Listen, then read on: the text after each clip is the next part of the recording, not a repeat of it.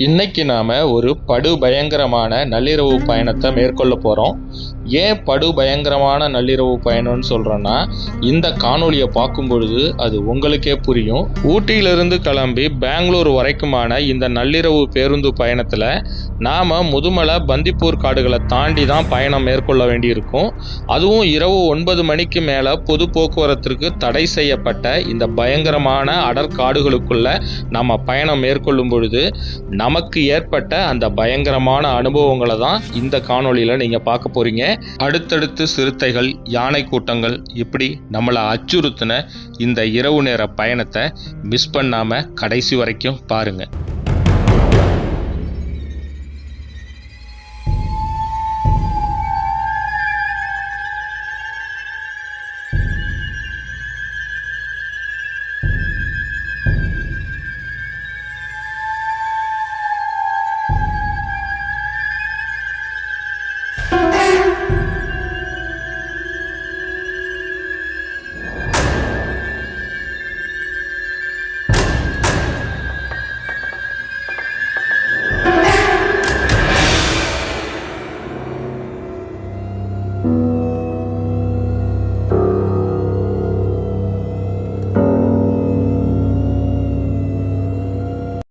Hi friends, இன்றைக்கி நம்ம ஊட்டியில் உள்ள பஸ் ஸ்டாண்டில் இருக்கோம். எதுக்குன்னா ஒரு அட்வென்ச்சரான ட்ராவலுக்காக தான் இன்றைக்கி வந்திருக்கோம். எங்கே போக போகிறோன்னா நம்ம பெங்களூர் போக போகிறோம். பெங்களூர் போகிறதுக்காக கேஎஸ்ஆர்டிசி பஸ் புக் பண்ணியிருக்கோம். இதுக்காக கோயம்புத்தூர்லேருந்து ஊட்டி வந்திருக்கோம். 10:30க்கு நமக்கு பஸ்ஸு. ரொம்ப அட்வென்ச்சராக மக்கள் போகிறதுக்கு தடை விதிக்கப்பட்ட, அதாவது 9 மணிக்கு மேலே முதுமலை பந்திப்பூர் ஃபாரஸ்ட்டில் நுழையிறதுக்கு தடை இருக்குது. காலைல 6 மணிக்கு தான் ஓப்பன் பண்ணுவாங்க. ஆனால் இந்த வாட்டி நம்ம ஒரு அட்வென்ச்சர் ட்ராவலுக்காக மீண்டும் போகிறோம். மீண்டும் ஒரு வித்தியாசமான பேருந்து பயணத்துக்காக நாம் இப்போது ஊட்டி வந்திருக்கோம். ஊட்டி பேருந்து நிலையத்திலிருந்து பெங்களூர் செல்லக்கூடிய பேருந்தை நாம் ஆல்ரெடி ஆன்லைன் மூலமா புக் பண்ணியிருக்கோம். அதாவது இரவு 10:30க்கு நம்மளுடைய பேருந்து ஊட்டி பேருந்து நிலையத்திலிருந்து புறப்பட்டு அதிகாலை 5:30 மணிக்கு பெங்களூர் பேருந்து நிலையத்துக்கு நம்ம போக போகிறோம். உங்களில் நிறைய பேருக்கு தெரிஞ்சிருக்கும், இரவு நேர போக்குவரத்துங்கிறது இந்த முதுமலை பந்திப்பூர் காடுகளில் தடை செய்யப்பட்டிருக்கு. அதாவது இரவு 9 மணிலிருந்து காலையில் 6 மணி வரைக்கும் எந்த விதமான போக்குவரத்திற்கும் அனுமதி கிடையாது. சில போக்குவரத்து, அதாவது சில பேருந்துகளுக்கு மட்டுமே அனுமதி இருக்குது. அப்படி பார்த்தா 2 கேஎஸ்ஆர்டிசி பஸ்ஸுக்கும் ஒரு டிஎன்எஸ்டிசி பஸ், அதாவது தமிழ்நாடு பஸ் ஒன்றுக்கும் தான் அனுமதி கொடுத்துருக்காங்க. நாம் கேஎஸ்ஆர்டிசி பஸ்ஸில் தான் புக் பண்ணியிருக்கிறோம். இது மட்டும் இல்லாமல் இன்னொரு கேஎஸ்ஆர்டிசி பஸ்ஸும் இதே நேரத்தில் கிளம்பும். அது மட்டும் இல்லாமல் இப்போ நீங்கள் பார்த்துட்டு இருக்கிற இந்த டிஎன்எஸ்டிசி பஸ்ஸும் கரெக்டாக 10 மணிக்கு ஊட்டி பேருந்து நிலையத்திலிருந்து புறப்படும்.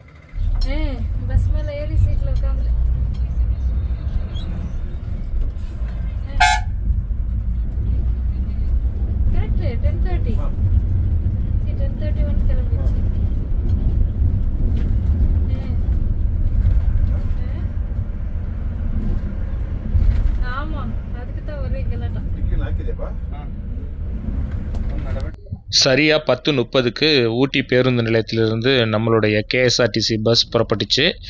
பொதுவாக இந்த நேரத்தில் 3 பஸ் ஊட்டி பஸ் ஸ்டாண்ட்லேருந்து கிளம்பி பெங்களூர் போகும். இதில் 2 கேஎஸ்ஆர்டிசியும் ஒரு டிஎன்எஸ்டிசி நான் ஏற்கனவே சொன்ன மாதிரி கிளம்பும். இதில் டிஎன்எஸ்டிசி பஸ் தான் 10 மணிக்கெலாம் கிளம்பும். அதாவது ஃபஸ்ட்டு கிளம்புற பஸ்ஸுன்னு பார்த்தீங்கன்னா டிஎன்எஸ்டிசி தான். அதுக்கப்புறம் இரவு 10:30 போல் 2 கேஎஸ்ஆர்டிசி பஸ்ஸும் புறப்படும். இப்போ நாம் தொரப்பள்ளி அப்படிங்கிற ஒரு இடத்துக்கு வந்திருக்கோம். இங்கே தான் முதுமலை ஃபாரஸ்ட் என்ட்ரன்ஸ்க்கான அந்த செக் போஸ்ட் இருக்குது. ஏன்னா இந்த செக் போஸ்ட் தான் நைட்டு 9 o'clock க்ளோஸ் பண்ணிவிடுவாங்க.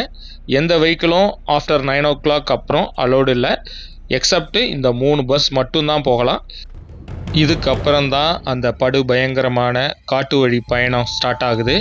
அதனால் வீடியோவை எந்த இடத்துலையுமே ஸ்கிப் பண்ணாதீங்க. ஏன்னா நீங்கள் ஸ்கிப் பண்ணும்போது இடையில எந்த ஒரு முக்கியமான பகுதியும் விடுபடுறதுக்கு வாய்ப்பு இருக்குது. இதில் இன்னொரு முக்கியமான சேலஞ்ச் ஒன்று உங்களுக்கு கொடுக்கலான்னு இருக்கேன். இந்த பயணம் நிறைவடையும் போது நீங்கள் எத்தனை சிறுத்தைகள், எத்தனை யானைகள், இது இல்லாமல் வேறு என்னென்ன விலங்குகள்லாம் நீங்கள் பார்த்துருக்கீங்க, இன்கேஸ் புலி கூட நீங்கள் பார்த்துருக்கலாம், என்னோட பார்வைக்கு மிஸ் ஆகிருக்கலாம்.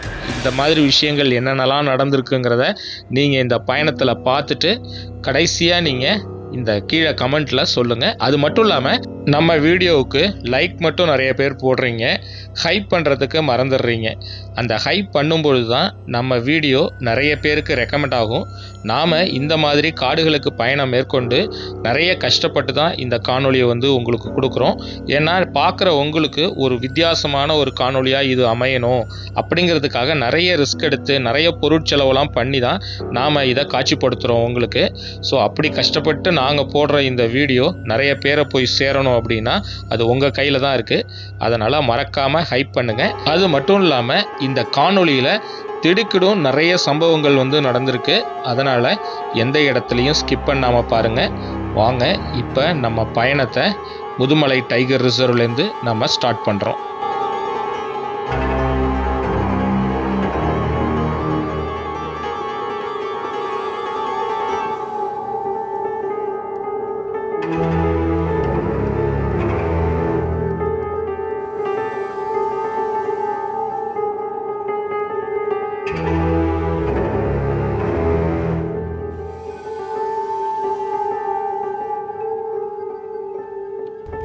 இந்த இரவு நேர பயணத்தில் நாம் இந்த வனவிலங்கு காப்பகத்தை பற்றின மேலும் சில தகவல்களை நம்ம பார்க்கலாம்.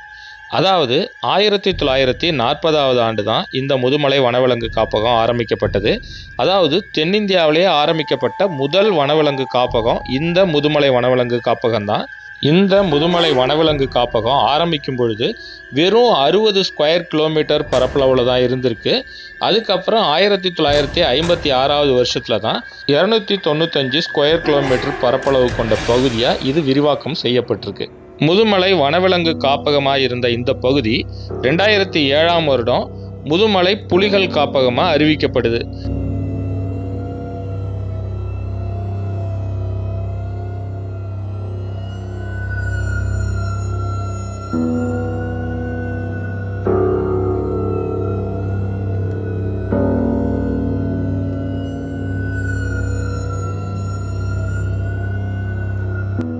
ஏறக்குறைய 688 ஸ்கொயர் கிலோமீட்டர் பரப்பளவு கொண்ட இந்த முதுமலை புலிகள் காப்பகத்தில் 321 ஸ்கொயர் கிலோமீட்டர் கோர் ஜோனாவும் 367 ஸ்கொயர் கிலோமீட்டர் பஃபர் ஜோனாவும் வகைப்படுத்தப்பட்டிருக்கு. இந்த காட்டில் புலி, சிறுத்தை, யானை, கரடி, சென்னாய் இந்த மாதிரியான ஏகப்பட்ட வனவிலங்குகள் இந்த காட்டில் வசிக்குது. இது மட்டும் இல்லாமல் ஏகப்பட்ட பறவை இனங்களுக்கும் வாழ்வாதாரமாக இந்த காடு விளங்கி வருது.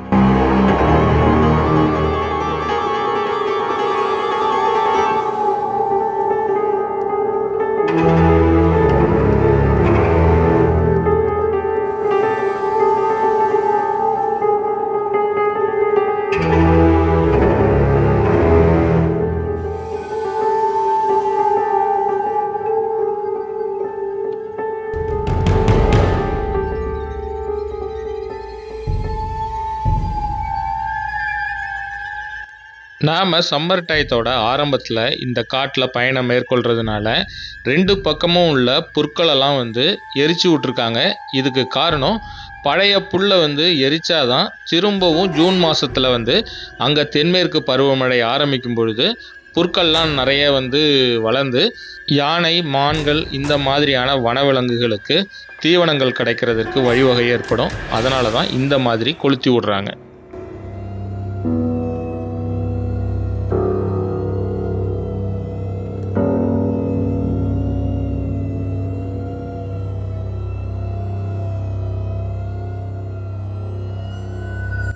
நம்மளுடைய இந்த இரவு நேர பயணத்தை ஊட்டியிலேருந்து நம்ம ஸ்டார்ட் பண்ணியிருந்தா கூட தொரப்பள்ளி அந்த ஃபாரஸ்ட் செக் போஸ்ட்குள்ளார நுழையும் போது தான் நம்ம மனசே உண்மையிலே ஒரு பக்குன்னு ஒரு திகிலான உணர்வோடு இருந்துச்சு. இதுக்கு காரணம் எந்த நேரம் வேணாலும் நம்மளால் அனிமல்ஸ் பார்க்க முடியும். அது என்ன மாதிரியான அனிமல்ஸ் பார்ப்போங்கிறது தெரியாது. ரோட்டுக்கு குறுக்க ஒரு புலி வரலாம், இல்லை ரோட்டு ஓரத்தில் ஒரு சிறுத்தை உட்காந்துருக்கலாம், ரோட்டை மறிச்சிட்டு ஒரு யானை கூட்டம் நிற்கலாம், கரடி வரலாம். இந்த மாதிரி எந்த வனவிலங்கையும் இந்த மாதிரி இரவு நேரத்தில் ஒரு எதிர்பார்க்காத நேரத்தில் ஒரு எதிர்பார்க்காத ஒரு விலங்கு சட்டார்னு நம்ம கண் முன்னால் நிற்கிற அந்த ஒரு த்ரில்லான எக்ஸ்பீரியன்ஸ் வேறு எங்கேயும் கிடைக்காது. எந்த ஜூக்கு போனாலும் நமக்கு கிடைக்காது.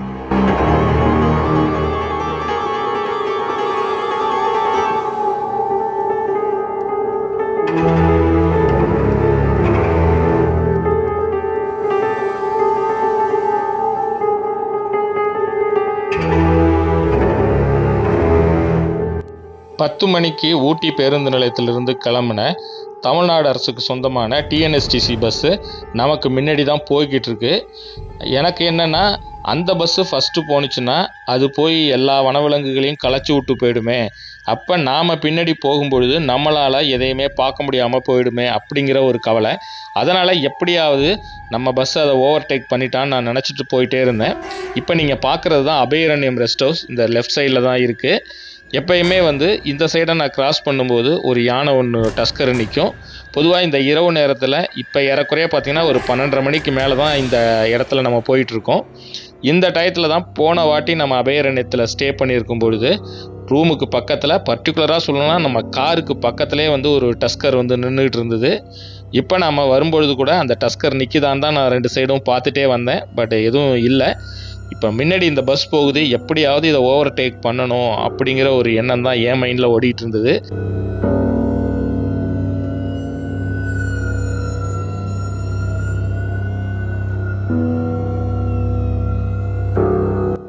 எப்படியாவது ஓவர்டேக் பண்ணணும்னு நம்ம மைண்டில் நம்ம நினச்சிட்டு போனது டிரைவருக்கு எப்படியோ காதில் விழுந்துருச்சு போல் இருக்கு. ஒரு வழியாக அபயாரண்யத்தை தாண்டின உடனே நம்ம பஸ்ஸு, அதாவது கேஎஸ்ஆர்டிசி பஸ்ஸு டிஎன்எஸ்டிசி பஸ்ஸை ஓவர்டேக் பண்ணாங்க. ஓவர்டேக் பண்ணோன்னு தான் எனக்கு ஒரு நிம்மதியே வந்தது. காரணம் என்னென்னா, இன்னுமே நம்ம தான் ராஜா, நம்ம தான் ஃபஸ்ட்டு போயிட்டுருக்கோம். அதனால் எந்த வைல்டு அனிமல்ஸ் வந்தாலும் நம்மளை தாண்டி தான் மற்ற பஸ் பார்க்க முடியும், நம்ம தான் ஃபஸ்ட்டு பார்க்க போகிறோம் அப்படிங்கிற ஒரு ஆர்வத்தோடு போனோம்.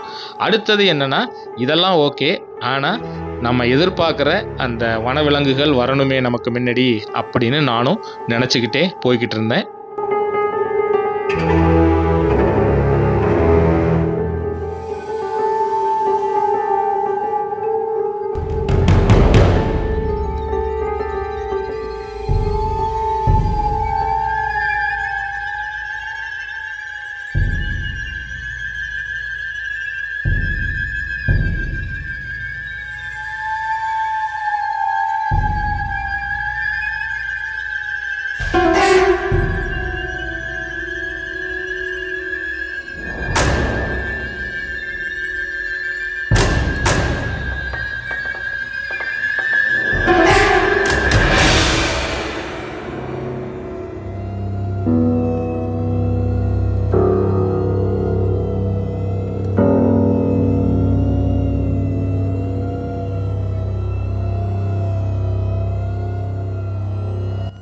நம்ம பயணத்தை ஸ்டார்ட் பண்ணதுலேருந்து இது வரைக்கும் பெரிய வனவிலங்குகள்னு எதுவும் பார்க்கல. சாம்பார் டியரும் ஸ்பாட்டர் டியர் மட்டும்தான் நம்மளுடைய பயணத்தில் பார்த்தோம். பொதுவாக நாம் இதில் வரும்பொழுது யானைகளை எப்போவுமே பார்ப்போம். இதுவரைக்கும் யானையை பார்க்கல. யானை ஏதாவது குறுக்க நின்றுக்கிட்டு இருந்தால் நல்லாயிருக்குமே அப்படின்னு எதிர்பார்த்து நான் போய்கிட்டு இருந்தேன். அப்படி போகும்பொழுது தான் நான் எதிர்பார்த்த விஷயம் நடந்தது.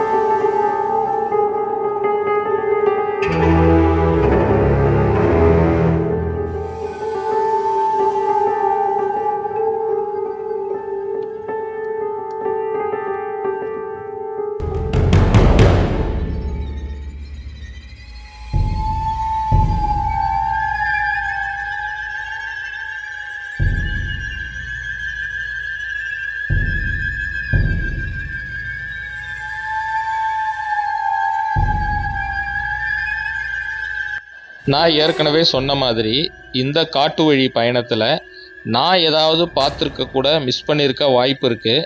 ஆனால் நீங்கள் அதை கொஞ்சம் டீப்பாக கவனிச்சிங்கன்னா ரோட்டோட 2 சைட்லேயும் வேறு ஏதாவது வனவிலங்குகள் இருக்கலாம். ஏன்னா இரவு நேரத்தில் நமக்கு அந்தளவுக்கு பளிச்சுன்னு தெரியாது. இந்த வீடியோ மூலிமா நிறைய பேர் எனக்கு கமெண்ட் பண்ணி கூட சொல்லியிருக்கீங்க, இத்தனாவது நிமிஷத்தில் இந்த இடத்துல இந்த அனிமல் நின்னுது அப்படின்னு. நான் திரும்ப அதை போட்டு பார்க்கும்பொழுது தான் நானே சில இடத்துல ரியலைஸ் பண்ணியிருக்கேன். அந்த மாதிரி உங்களுக்கு ஏதாவது அனிமல்ஸ் தெரிஞ்சதுன்னா கீழே கமெண்ட்டில் சொல்ல மறக்காதீங்க. நம்மளுடைய இந்த இரவு பயணத்தில் முதல்ல நம்ம பார்த்த பெரிய விலங்கு அப்படின்னா ஒரு டஸ்கர் ஒன்று நின்றுட்டு இருந்தது. அதுவும் கார்குடி, நம்ம ஏற்கனவே குக்கு ரெஸ்ட் ஹவுஸில் ஸ்டே பண்ணியிருந்தோம் இல்லையா, அந்த குக்கு ரெஸ்ட் ஹவுஸ் போகிறதுக்காக லெஃப்டில் கட் பண்ணுவோம். அந்த வழியிலேயே வந்து ஒரு டஸ்கர் வந்து நின்றுட்டு இருந்தது. அடுத்து வேறு எந்த வனவிலங்கை நம்ம பார்க்க போகிறோம், என்ன மாதிரி சர்ப்ரைஸ் நமக்கு கொடுக்க போகுது அப்படிங்கிற ஒரு எதிர்பார்ப்போடையே நம்மளுடைய பயணத்தை தொடர்ந்தோம்.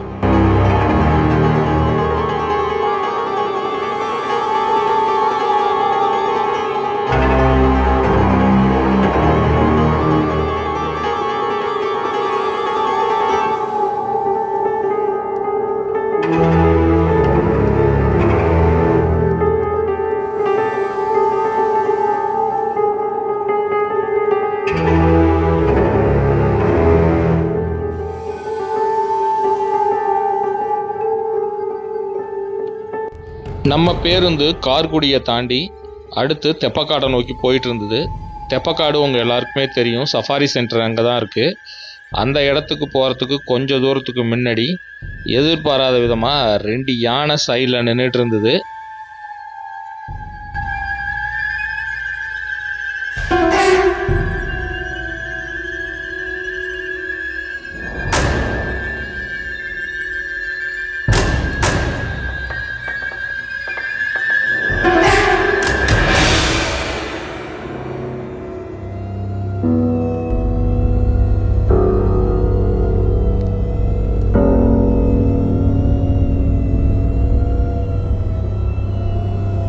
நான் முதுமலை டைகர் ரிசர்வுக்கு உட்பட்ட தெப்பக்காடு அப்புறம் மசினகுடி பகுதியிலலாம் நிறைய இடத்துல நம்ம வந்து ஸ்டே பண்ணியிருக்கோம்.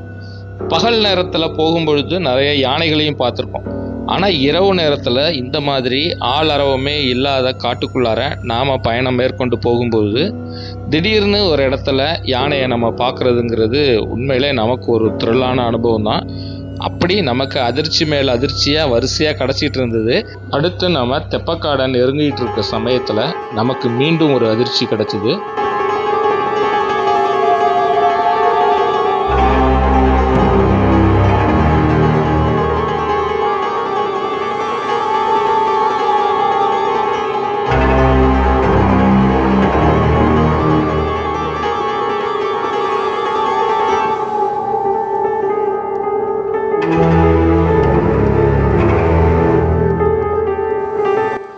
தெப்பக்காடில் அந்த குடியிருப்பு பகுதியெல்லாம் இருக்கும். அதாவது அங்கே இருக்கக்கூடிய ஸ்டாஃப் தங்கக்கூடிய பகுதியில் வரிசையாக வீடுகள் இருக்கும். அந்த வீட்டு பகுதியில் மேலிருந்து கீழே வந்து இறங்கி வந்துட்டு இருந்தது ஒரு பெரிய டஸ்கரு. எனக்கு உண்மையிலே பார்த்தோன்னா ஷாக் ஆகிடுச்சு. நல்லா அப்படியே கம்பீரமாக ஆடிக்கிட்டே நடந்து வந்துட்டு இருந்தது. இப்போ நாம் அடுத்தது தெப்பக்காடில் உள்ள அந்த சஃபாரி சென்டர்கிட்ட வந்துட்டோம். இங்கேருந்து கொஞ்சம் தூரம் போனால் சஃபாரி சென்டர் வந்துடும்.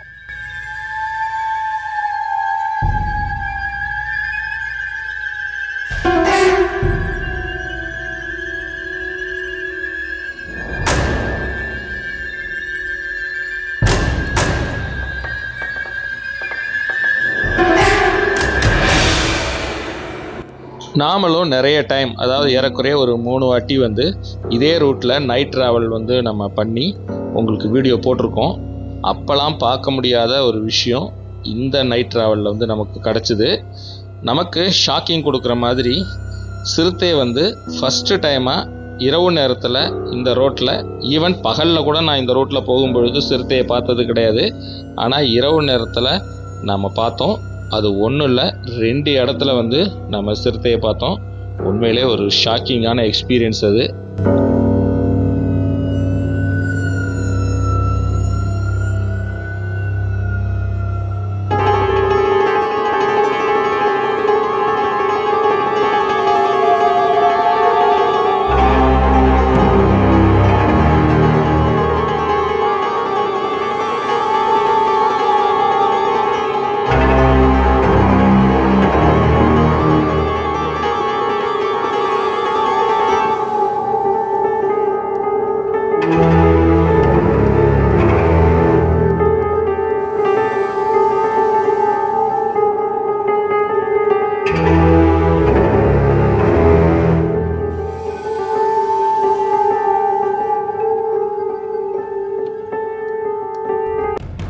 பஸ் போய்கிட்டே இருக்குது.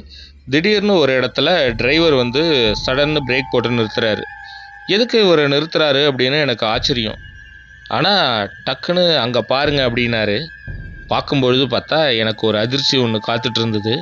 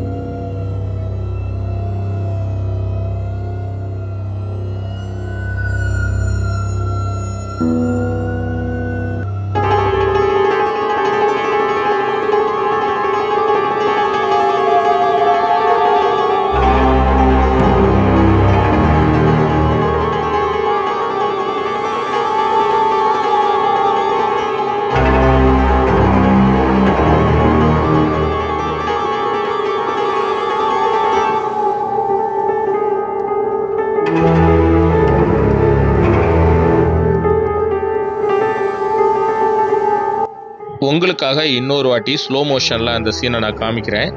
அதாவது பஸ்ஸு போய் பக்கத்தில் நிற்கிது. நிற்கும்பொழுது எதுக்கு திடீர்னு டிரைவர் நிறுத்துறாருன்னு தான் நான் பார்த்தேன். ஏன்னா அப்போ ஆடாமல் அசையாமல் நின்றுட்டு இருந்தது. ஏன்னா இந்த மண்ணோட கலரும் சிறுத்தையோட கலரும் ஒன்றோட ஒன்றா மேட்ச் ஆகி கேமஃப்ளஜாக மறைஞ்சிருந்தது. அதனால் நமக்கு தெரியல டக்குன்னு. அப்புறம் டிரைவர் தான் சொன்னார், அங்கே பாருங்க அப்படின்னாரு. அங்கே பார்த்தா சிறுத்தை ரொம்ப கேஷுவலாக உக்காந்துருந்தது. அதுக்கப்புறம் ஃபர்தராக பஸ்ஸை கொஞ்சம் மூவ் பண்ணி ஃப்ரண்ட்டில் போனோன்னு தான் டக்குன்னு நம்மளை திரும்பி பார்த்துச்சு. பஸ்ஸு மூவ் ஆகலைன்னா கூட அது பாட்டுக்கு ரொம்ப கேஷுவலாக அதே இடத்துல உட்காந்துருந்துருக்கும் போல் இருக்கு. பஸ்ஸு மூவ் ஆகி பக்கத்தில் இன்னும் கொஞ்சம் க்ளோஸாக போனோன்னே அப்படியே நவுந்து உள்ளுக்குள்ளார காட்டுக்குள்ளார ஓடிடுச்சு. உண்மையிலே இவ்வளோ க்ளோஸாக பஸ்ஸுக்கு ரொம்ப பக்கத்தில் ஒட்டினாப்புலேயே உட்காந்துருந்தது. உண்மையிலே செம சைட்டிங் அது.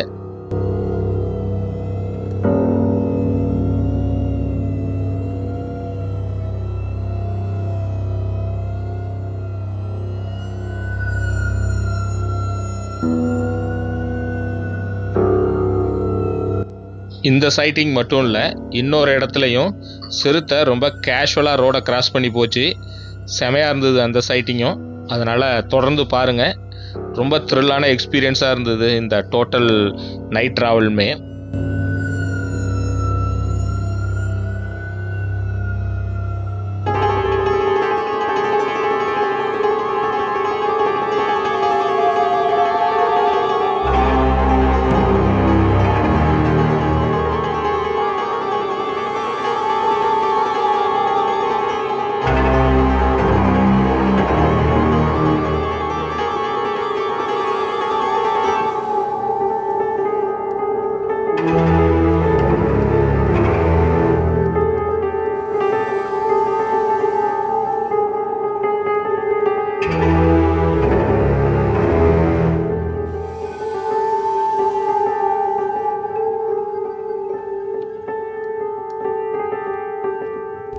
நாம் தமிழ்நாட்டில் உள்ள முதுமலை ஃபாரஸ்ட் முடிஞ்சு அடுத்து கர்நாடகா ஸ்டேட்குள்ளார இருக்கக்கூடிய பந்திப்பூர் ஃபாரஸ்ட்குள்ளார நுழைய போகிறோம்.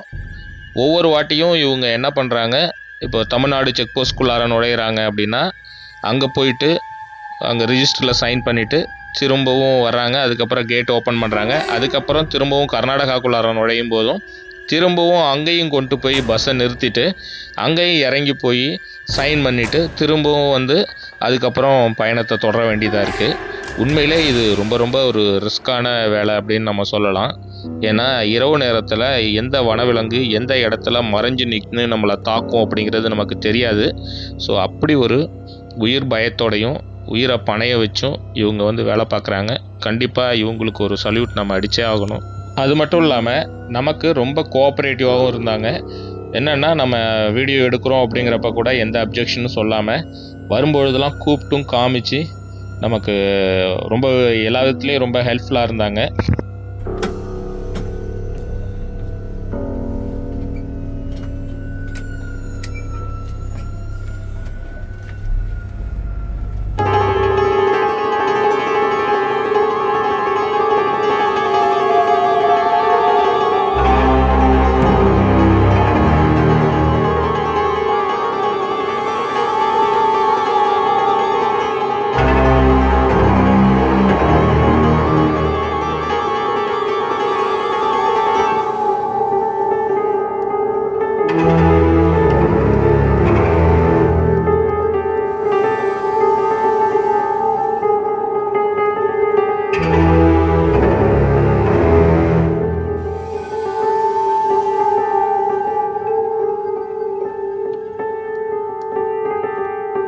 912 ஸ்கொயர் கிலோமீட்டர் பரப்பளவு கொண்ட இந்த பந்திப்பூர் டைகர் ரிசர்வில் ஏகப்பட்ட வனவிலங்குகள் இருக்குது. 1974 வருஷம் ஆரம்பிக்கப்பட்ட இந்த பந்திப்பூர் டைகர் ரிசர்வ் ஏகப்பட்ட வனவிலங்குகளுக்கு புகலிடமாக இந்த பந்திப்பூர் டைகர் ரிசர்வ் இருக்குது. இங்கே 70க்கும் மேற்பட்ட புலிகளும் 120க்கும் மேற்பட்ட சிறுத்தைகளும் அதிக எண்ணிக்கையிலான யானைகளும் இங்கே இருக்கிறத நம்மளால் பார்க்க முடியும். பந்திப்பூரில் சஃபாரிங்கிறது ரொம்பவும் ஒரு ஃபேமஸான விஷயம். நீங்கள் சஃபாரி போகணும் அப்படின்னா கண்டிப்பாக இங்கே போகும்பொழுது உங்களால் புலியை பார்ப்பதற்கான வாய்ப்பு மிகவும் அதிகப்படியாகவே இருக்கும். சமீபத்தில் தான் இங்கே பந்திப்பூர் சஃபாரி ஓப்பன் பண்ணியிருக்காங்க. இதுக்கு முன்னாடி கொஞ்ச நாள் வரைக்கும் சஃபாரியை க்ளோஸ் பண்ணியிருந்தாங்க. அதுக்கு காரணம் புலி தாக்கி அங்கே கிராமத்தில் உள்ளவங்க ஒரு 3 பேர் போல் இறந்துட்டாங்க. அதனால் அந்த ஹியூமன் அனிமல் கான்ஃப்ளிக்டை வந்து அவாய்ட் பண்ணுறதுக்காக கொஞ்ச நாள் வந்து க்ளோஸ் பண்ணியிருந்தாங்க. இப்போ திரும்பவும் சஃபாரி இங்கே ஓப்பன் பண்ணியிருக்காங்க.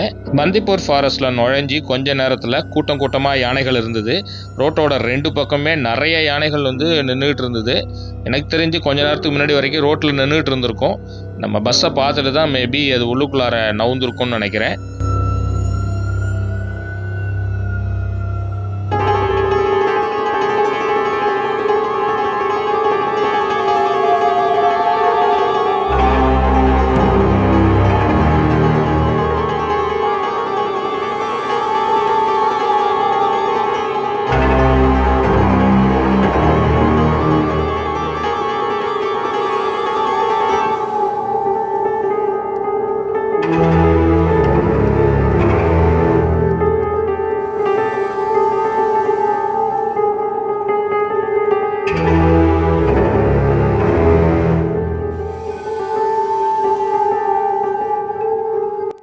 நாம் பந்திப்பூருக்குள்ளார ஒரு பெரிய யானை கூட்டத்தை பார்த்தோம். அதுக்கப்புறம் பார்த்துட்டு நாங்கள் போயிட்டே இருக்கும் பொழுது அடுத்து வேறு ஏதாவது சைட் ஆகுதான்னு சொல்லி மிகப்பெரிய எதிர்பார்ப்போடு தான் நான் போய்கிட்டு இருந்தேன். அப்போ நான் கொஞ்சம் கூட எதிர்பார்க்காத வண்ணம் திரும்பவும் நமக்கு சிறுத்தையை பார்க்கக்கூடிய வாய்ப்பு கிடச்சிது. அதுவும் எந்த இடத்துல அப்படின்னா பந்திப்பூர் ஸ்டே இருக்கு இல்லையா, உங்களெலாம் நிறைய பேருக்கு தெரிஞ்சிருக்கும். ஹரிணின்னு சொன்னால் உங்களுக்கு நிறையா தெரியும். அந்த ஹரிணி இருக்கக்கூடிய அந்த காட்டேஜஸ்லாம் இருக்கும். அந்த பக்கத்தில் ஃப்ரண்ட் மெயின் ரோட்லேயே பார்த்திங்கன்னா ஒரு லெப்பர்டு ரோட்டை கிராஸ் பண்ணிச்சு.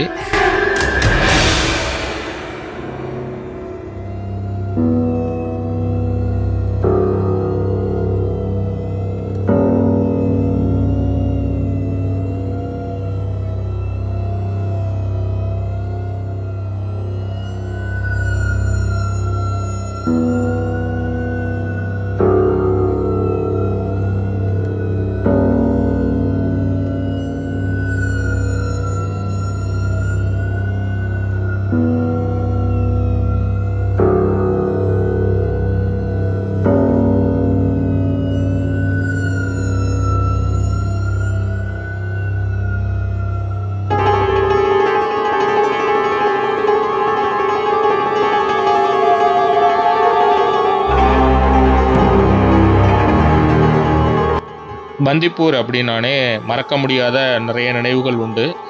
நாம் அங்கே பந்திப்பூர் காட்டேஜில் ஸ்டே பண்ணியிருக்கும் பொழுது ஹரிணிக்கிட்ட போய் பார்த்துட்டு இருந்தோம். ஆக்சுவலாக அங்கே லெப்பர்ட் மூவ்மெண்ட் அப்போ இருக்குது அப்படிங்கிறதுனால அங்கே போய் லெப்பர்ட் ஏதாவது இருக்கான்னு சொல்லி நாங்கள் அப்போ ஃபேமிலியோடு போய் பார்த்துட்டு இருந்தோம்.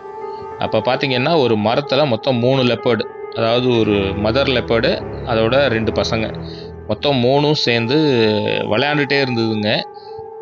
ஏறக்குறைய பாதி நாள் மதியம் 2 மணிலேருந்து நைட்டு 9 மணி வரைக்குமே நம்ம ஃபுல் அண்ட் ஃபுல்லு அங்கேருந்து அங்கே போகிறது, அங்கேருந்து இங்கே வர்றது, நைட்டு ஹண்ட்டுக்கு வர்றது, இது எல்லாமே திருப்தியாக பார்த்தோம். ஸோ அந்த மாதிரி ஒரு மறக்க முடியாத நினைவுகள் அங்கே உண்டு. அதே சமயம் உயிர் பயத்தையும் நமக்கு காமிச்சுது அந்த லெப்பர்டு. ஸோ இது எல்லாமே லைஃப்பில் நமக்கு மறக்க முடியாது. அதனால தான் பந்திப்பூர் அப்படின்னு சொன்னோன்னே என்னோட அந்த எக்ஸ்பீரியன்ஸை உங்கள் கூட நான் ஷேர் பண்ணிக்கிறேன். நம்மளோட பழைய வீடியோஸும் நீங்கள் யூடியூப்பில் பார்த்தீங்கன்னா தெரியும் உங்களுக்கு, நீங்கள் போய் செக் பண்ணி பாருங்கள். ஆனால் சமீப காலமாக பார்த்தீங்கன்னா பெரிய லெவலில் லெப்பர்டு சைட் ஆக மாட்டேங்குது. அதுக்கு காரணம் யானைகள், இந்த கும்கி வளர்ப்பு யானைகளை கொண்டு அங்கே கட்டிட்டாங்க ஃபுல்லாக. அதனால் பெரிய லெவலில் சிறுத்தை நடமாட்டம் இப்போ இருக்கிறது இல்லைங்க. எப்போயாவது தான் வருதுன்னு நினைக்கிறேன். நம்ம போகிறப்பையும் மேக்ஸிமம் அங்கே பார்க்க முடியறதில்ல. ஸோ இந்த மாதிரி சூழ்நிலையில் இந்த நள்ளிரவு நேரத்தில் ஏறக்குறைய நாம் அங்கே கிராஸ் பண்ணுறப்ப பார்த்திங்கன்னா ஒரு நைட் ஒரு 1:30 மணி இருக்கும். அப்போ ரொம்ப கேஷுவலாக அது பாட்டுக்கு ரோட்டு மேலேயே நடந்து வந்துகிட்டு இருந்தது. எங்கள் பஸ்ஸை பார்த்தோன்னே டக்குன்னு சைடில் உள்ளுக்குள்ளார போச்சு. உண்மையிலே செம அங்கே பார்த்தது. ஏன்னா லாஸ்ட் டைம் நம்ம தங்கியிருந்தப்ப லெப்பர்டு அங்கே பார்க்க முடியல, ஏன்னா மூவ்மெண்ட் பெரிய லெவலில் இல்லை. ஆனால் இன்றைக்கி நம்ம இந்த மெயின் ரோட்லேயே போகும்பொழுதே பார்த்ததுங்கிறது உண்மையிலே நமக்கு செம லக்கு தான் இன்றைக்கி.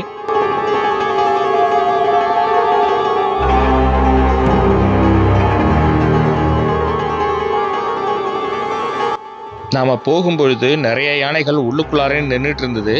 ஆனால் லோ லைட்டாக இருந்ததுனால நம்மளால் கேப்சர் பண்ண முடியல, அதனால் உங்களுக்கு காமிக்க முடியல. ரோட்டு பக்கத்தில் இருந்த யானைகளை மட்டும்தான் உங்களுக்கு நான் காமிச்சேன். லாஸ்ட் டைம் இது மாதிரி இரவு பயணம் மேற்கொண்டு வரும்பொழுது அந்த பேருந்தோட ஓட்டுநர் வந்து நம்மள்கிட்ட சொன்ன விஷயம், இங்கே ஒரு வாட்டி அது மாதிரி வரும்பொழுது யானை குறுக்க வந்து மறிச்சிடுச்சு. ஏறக்குறைய விடிய அந்த இடத்த விட்டு போகவே இல்லை. அதுக்கப்புறம் காலையில் ஃபாரஸ்ட் டிபார்ட்மெண்ட் ஆளுங்க வந்து விரட்டினதுக்கு அப்புறம் தான் அங்கேருந்து போச்சு அப்படின்னாரு. ஸோ இது வரைக்கும் நமக்கு அந்த மாதிரி ஒரு எக்ஸ்பீரியன்ஸ் இல்லை.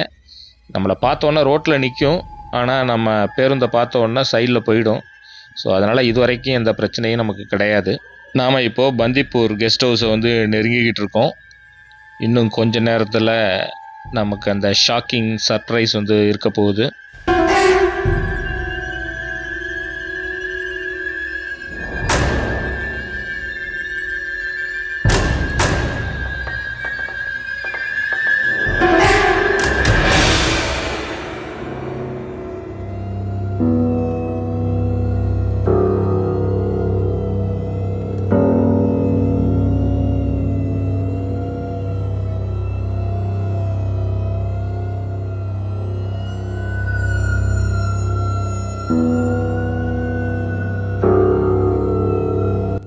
உங்களுக்கு இன்னும் கொஞ்சம் ஜூம் பண்ணி ஸ்லோ மோஷனில் காமிக்கிறேன். அதோ வருது பாருங்கள் சிறுத்தை.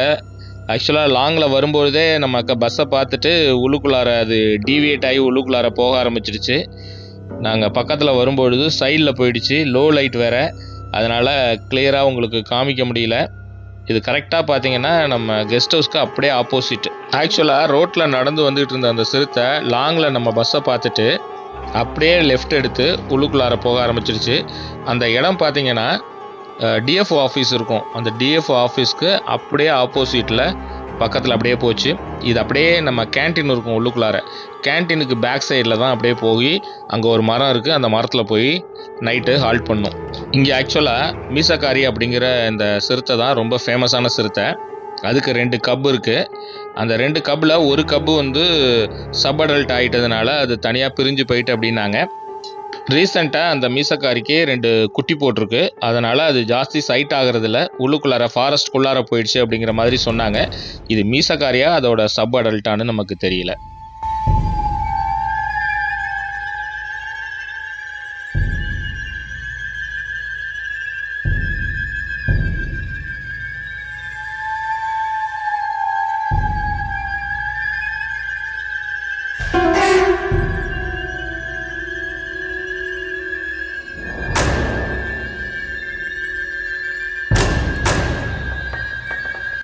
நமக்கு இன்னைக்கு இந்த இரவு நேர பயணம் உண்மையிலே மறக்க முடியாத ஒரு அனுபவத்தை கொடுத்தது அப்படின்னு தான் சொல்லணும்.